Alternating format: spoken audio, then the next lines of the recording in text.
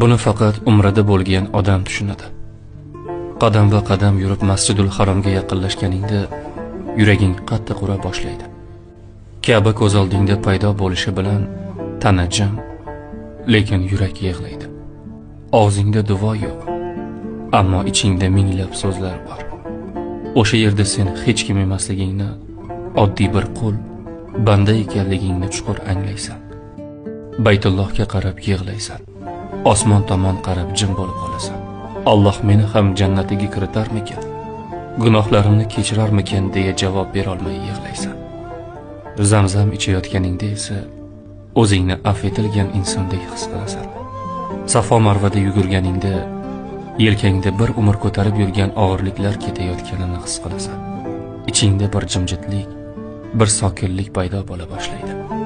Qaytayotganingda yuraging xuddi biror joyda qolib ketgandek og'riy boshlaydi.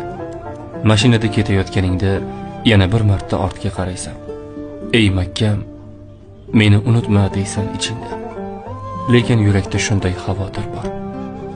Men ham seni unutib qo'ymasam bo'ldi. Bormaganga bir armon, borganga ming armon deb shuni aytishsa kerak.